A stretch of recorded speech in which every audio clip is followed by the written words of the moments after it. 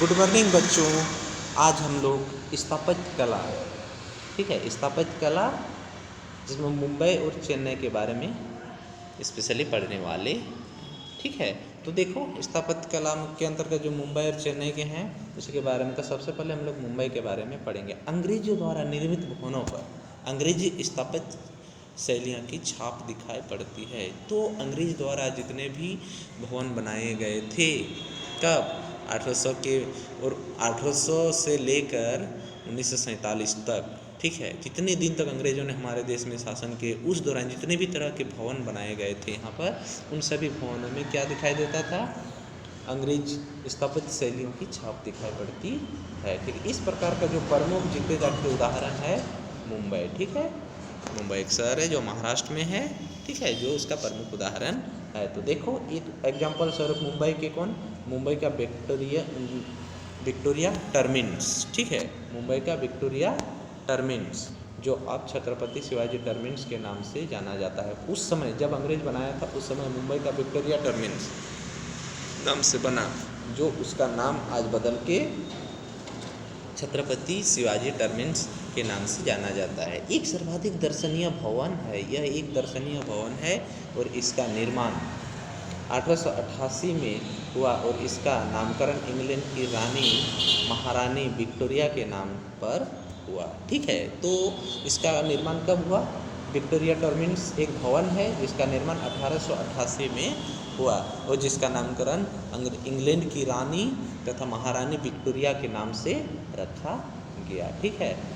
इससे रूपरेखा एक अंग्रेज वास्तुकार के द्वारा की गई थी। इसका जो रूपरेखा या ढांचा तैयार किया गया था, एक अंग्रेज आर्किटेक्चर वास्तुकार के द्वारा तैयार की गई थी तथा यह स्थापत्य की नियोगोथिक शैली के सुंदरता का उदाहरण है। और यह एक जो भवन निर्माण की एक शैली है, उस शैली का नाम क्या है? नियोगोथिक शैली का सुंदरतम उदाहरण है। यह स्टेशन एवं केंद्रीय रेलवे का मुख्यालय है, जिसे वर्ष 2004 में यूनेस्को ने एक विश्व विरासत स्थल वर्ल्ड हेरिटेज साइट के रूप में मान्यता दी, ठीक है। तो यह वर्तमान में क्या है?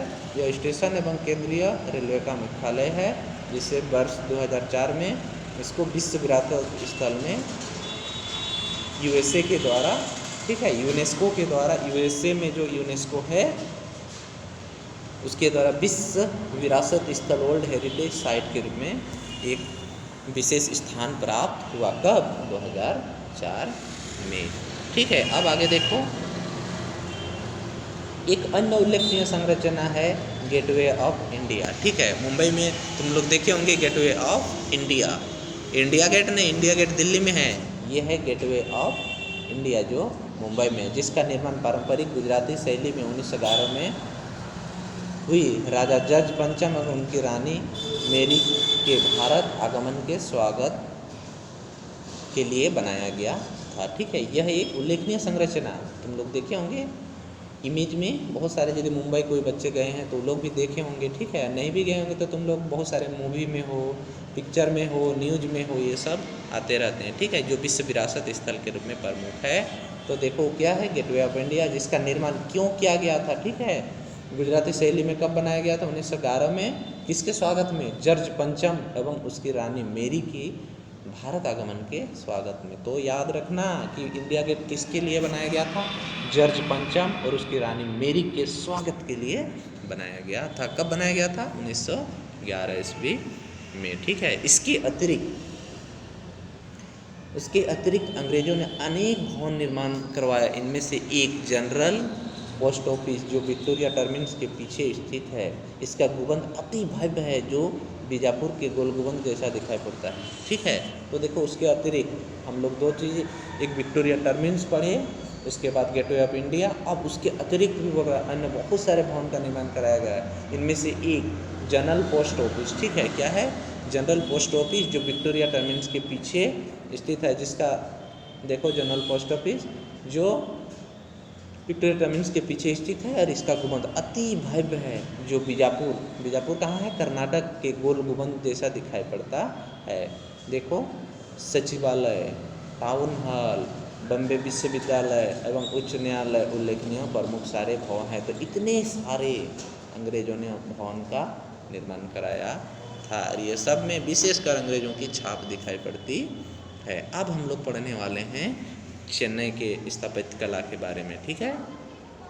तो देखो, मद्रास जो चेन्नई का पुराना नाम है और ये वर्तमान तमिलनाडु में है, ठीक है।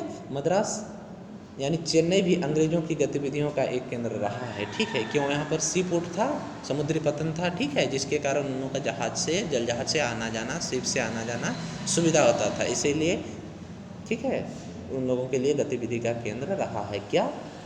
चेन्नई भी अंग्रेजों की गतिविधि का एक केंद्र है, इसीलिए उन्होंने वहाँ भी अनेक भवनों का निर्माण कराया जो श्रेष्ठ नमूने हैं, ठीक है।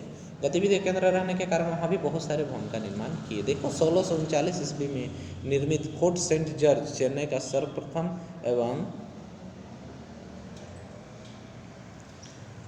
सर्वाधिक भवनों में से एक है। अभी कुछ समय पूर्व तक उसके कुछ भाग का उपयोग बतौर तमिलनाडु विधान सभा और सचिवालय के रूप में किया जाता है। तो ठीक है, 1639 में,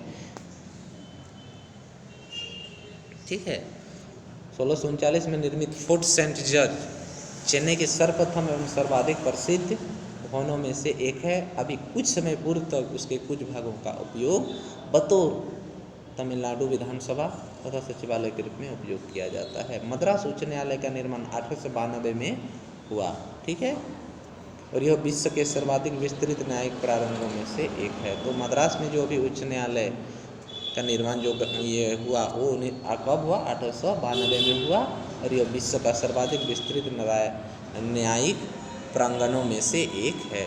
ब्रिटिश कालीन कुछ प्रमुख अन्य प्रसिद्ध भवन हैं। दक्षिण रेलवे का मुख्यालय, चेन्नई रेलवे स्टेशन और प्रेसिडेंसी कॉलेज, ठीक है। ब्रिटिश कालीन कुछ अन्य प्रसिद्ध भवन हैं जो दक्षिणी रेलवे का मुख्यालय है, चेन्नई रेलवे स्टेशन और प्रेसिडेंसी कॉलेज, ठीक है। उसके बाद देखो मेरीना बीच।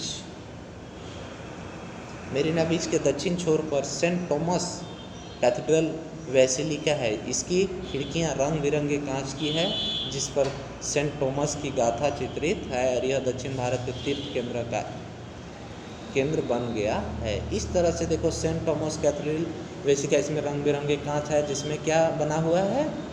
सेंट थॉमस की गाथा चित्रित वर्णन है। तो इस तरह से बहुत सारे स्थापत्य भवन के रूप में जो आज भी हम लोगों का इतिहास में बहुत कम सुनने को मिलते हैं, ठीक है। अब इसी तरह से हम लोगों का ये चैप्टर ख़त्म हो गया है। अब सारांश को थोड़ा सा देखते हैं, ठीक है। अंग्रेज शासन के आगमन ने चित्रकला को प्रभावित किया। यूरोपीय कलाकार चित्रकारी की नई शैली और परंपराएं अपने साथ लाए, ठीक है। इन चित्रों में अंग्रेजों को श्रेष्ठता और मालिकों के रूप में चित्रित किया गया, जबकि भारतीयों को उससे दब्बू एवं उससे हीन समझा गया। इतिहास चित्रकारी के मुख्य विषय थे अंग्रेजों के विजयों पर यथागान। तो जितने भी इतिहास चित्रकार थे उसमें अंग्रेजों के गुणगान करना, तो उसे विजय ऐशगान करना, बढ़ती शक्तियाँ गौरव को चित्रित करना, ये करना, तब भारतीयों को उसको दबाए रखना, यही उन लोगों का प्रमुख उद्देश्य था। कालीघाट के कलाकारों ने एक नई भारतीय लोक कला को विकसित किया, ठीक है। राष्ट्रवाद के प्रसार के साथ तस्वीरों के माध्यम से राष्ट्रीय संदेश दिए जाने लगे, ठीक है। तो राष्ट्रवाद के प्रसार के लिए तस्वीर के माध्यम से लोगों को प्रेरित किया गया। राजा रवि वर्मा, अवनींद्रनाथ टैगोर, अमृता शेरगिल एवं नंदलाल बोस आधुनिक काल के प्रमुख चित्रकार थे। ये चारों चित्रकार का नाम तुम लोग याद रखो। आधुनिक चित्रकार का नाम पूछेगा, इस लाइन को देखो। चार आधुनिक चित्रकार थे, राजा रवि वर्मा, अवनींद्रनाथ टैगोर, अमृता शेरगिल और नंदलाल, ठीक है, आधुनिक काल के प्रमुख चित्रकार हैं। छह चित्रकारों में भी भारत में विभिन्न छवियों की तस्वीर खींची, ठीक है। उसके बाद देखो, यूरोपीयों ने आगमन के स्थापत्य कला की अपना प्रभाव छोड़ा। दिल्ली, मद्रास, बम्बई के अनेक भव्य भवनों का निर्माण हुआ। इस तरह से स्थापत्य कला के रूप में बहुत सारे जो भवन का निर्माण किए। अब देखो सारांश भी खत्म। अब अभ्यास का जितने भी प्रश्न हैं तुम लोग बना लेना है, ठीक है। Long question, fill in the blanks, true false जितने भी है नंबर 4 तक, नंबर 5 तक का, ठीक है। और मानचित्र कार्य में भी देखो, भारत के मानचित्र पर उन स्थानों को अंकित किए जिससे अध्याय उल्लेखित भारतीय चित्रकार का संबंध था। तो मानचित्र वर्क भी तुम लोग बना लेना है। फिर बाद में हम लोग प्रोजेक्ट के रूप में मानचित्र वर्क प्रोजेक्ट के रूप में करने वाले हैं, ठीक है। इस तरह से हम लोग का ये चैप्टर